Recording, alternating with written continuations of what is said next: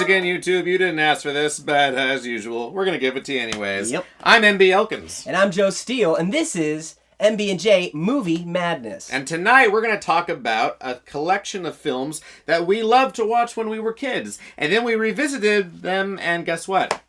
Trash. They were crap. Bad. And I'm going to start today. My number one is an infamous little film from 1986 called Maximum Overdrive. Now, this was actually a movie that Stephen King, now it's based on a Stephen King short story, but he actually directed this. And you know what it goes to show? It goes to show after you watch it that, you know what?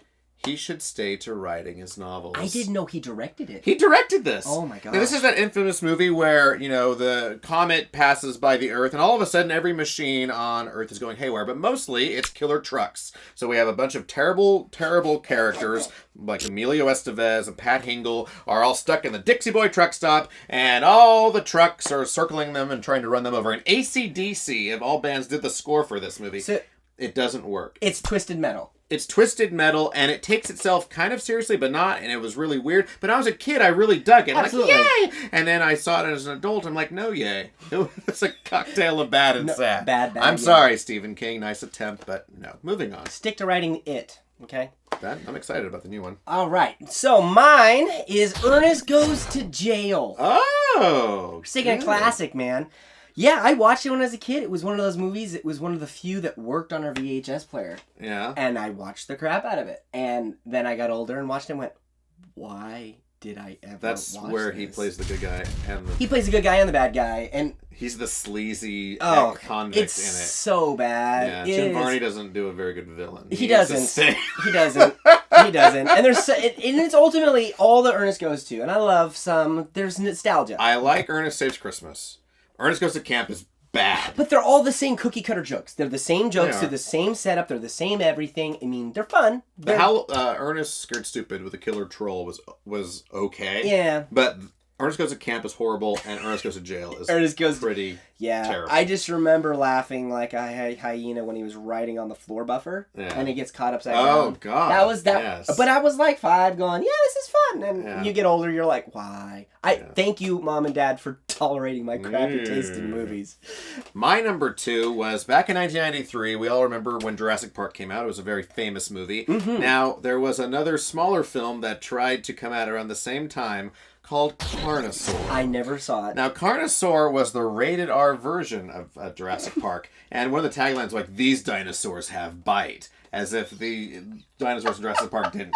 But you know what? Something was biting all right. This whole movie bites. Exactly. It was atrocious. It stars Diane Ladd, whose daughter is Laura Dern from Jurassic Park. Oh my god! So it was almost like mother and daughter have their competing dinosaur movies. Well, guess what? Daughter won on that one right there. Oh my god! The effect. Well, when I was, I was about 11, and I love monster movies. So it was like seeing dinosaurs ripping apart all these poor people in like Arizona or something was fun. Yeah. But I see it in my college years later, and I'm like, what the hell was I thinking? Why did I give 90 minutes of my childhood to this horrible movie? It sounds like the Walmart knockoffs they do when they know a big Hollywood hit's coming out, and you see it there, and the kids are like, I want this one. Yes, absolutely. But you know what's scary is they made 3 of them. It made enough money to where it did a part 2 and a part 3. Believe that, yeah. Oh, that's so bad. Carnosaur, bad. What's your number 2? All right. Well, this is actually on multiple YouTube channels lists as one of the worst movies they've ever seen, and for some reason I liked it. Super Mario Brothers, the movie. Yes.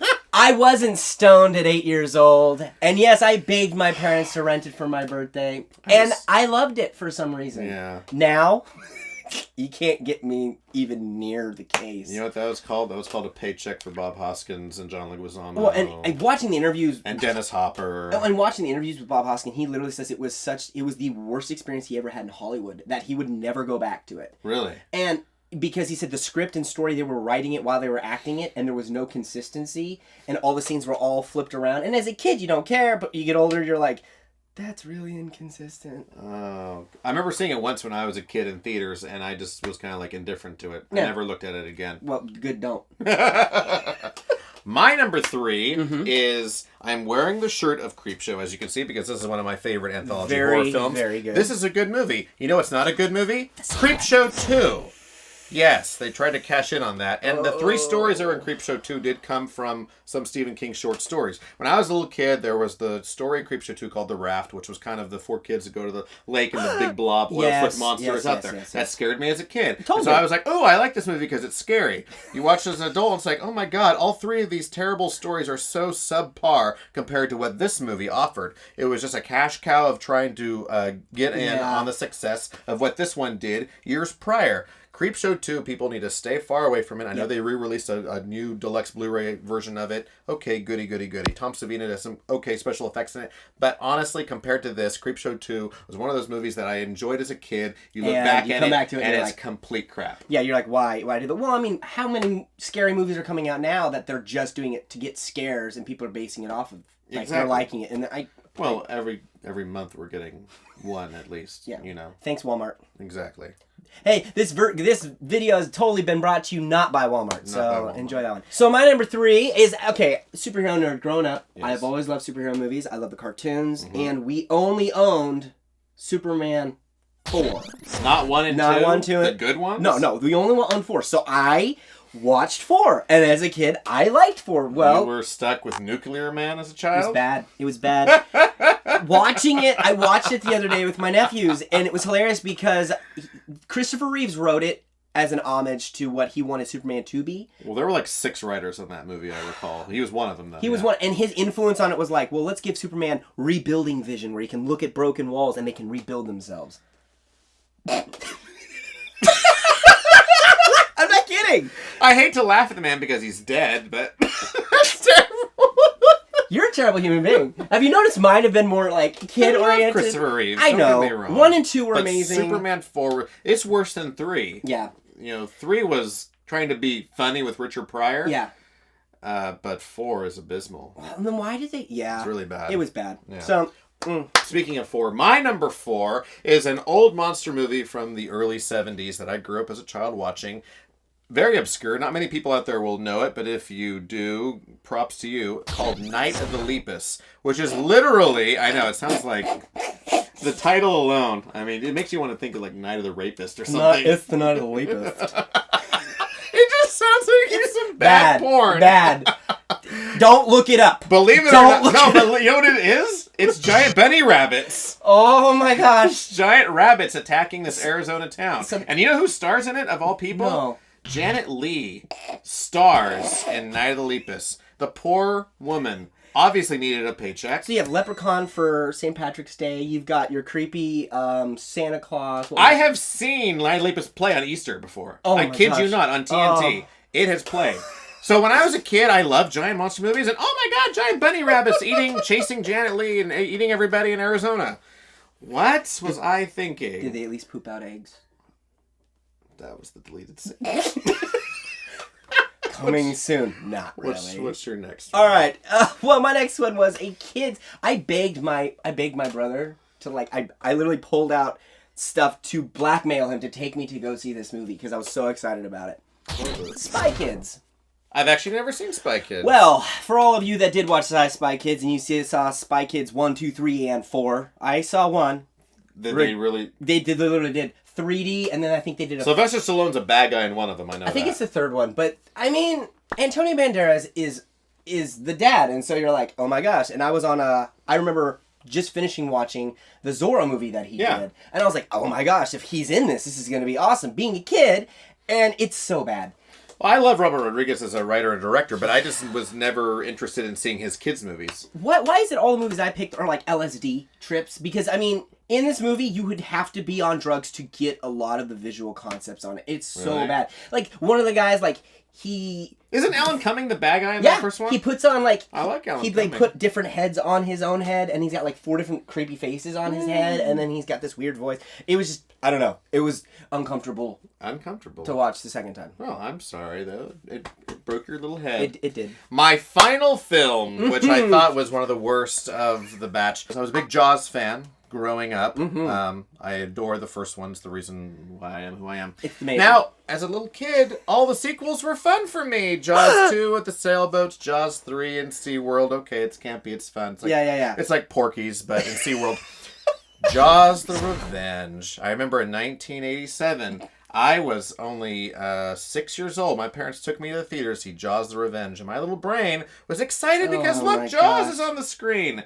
You watched it as an adult, and the logic is just completely out the door. Hello, I'm Michael Caine. And why is Michael Caine in this movie? He needed a paycheck. That poor man could not accept his Oscar because he was stuck over there in the Bahamas or somewhere filming Jaws the Revenge. Did you know that? That is terrible. That is absolutely really bad. And to miss it for that movie. Like, there's so many other movies he's done that are not memorable. Like The Swarm. But at least that's so campy fun. Yes, but Jaws the Revenge is really trying to be serious. And it's boring. But it's boring. No. It has the least amount of shark attacks. The shark looks absolutely fake. And there's that infamous scene where Michael Caine's character is the pilot, and he crashes the plane into the water, and he swims to the boat, and when you think the shark attacks him and eats him in the plane, but he pops up onto the boat, and he's completely dry. That's my favorite part. He's completely dry. That's my favorite part. Does he just levitate like Jesus because he's Michael Caine?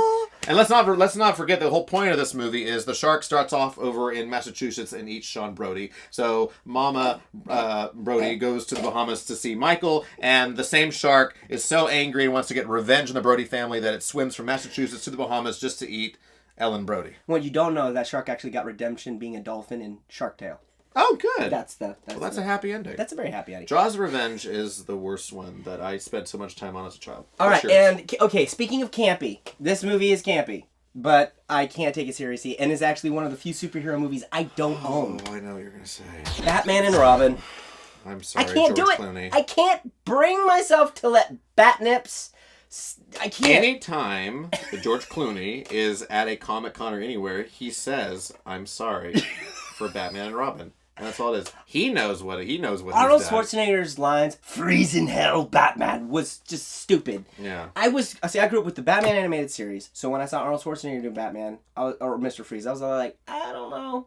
But as a kid, I enjoyed it. I remember getting tons of candy, popcorn, soda. Like, I was the moment, like, I was like, oh my gosh, it's Batman.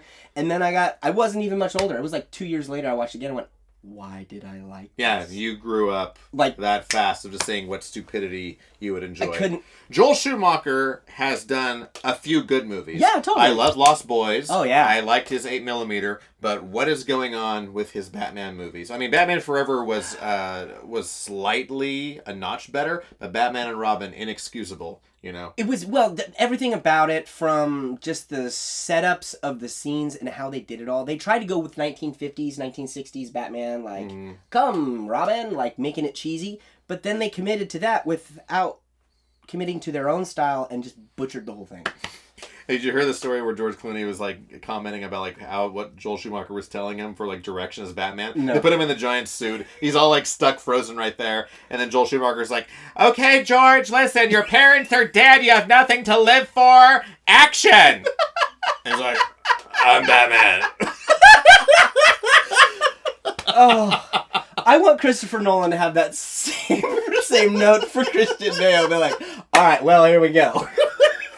All right, so, that's our list of terrible movies. Movies we liked as kids and then realized they were crap. Yeah. Thanks for watching it. If you really liked hearing us baffle on and on, go ahead and hit the subscribe button. We'll have a link to another one of our other videos on here. And soon we might have some prizes for you kids out there in subscriber land. We're looking at doing something interesting like that, so you want to keep in tuned. And thank you so much for letting us be... Ooh, sandwich. Bye. It's just my face. That's what I bring. I bring my face, and you do all the work. Hey, look. Good. I brought my butt. Sat in this chair. Good for you. All right. Ooh, that was nice. That was wonderful. Mine's not nearly as good as that. All right.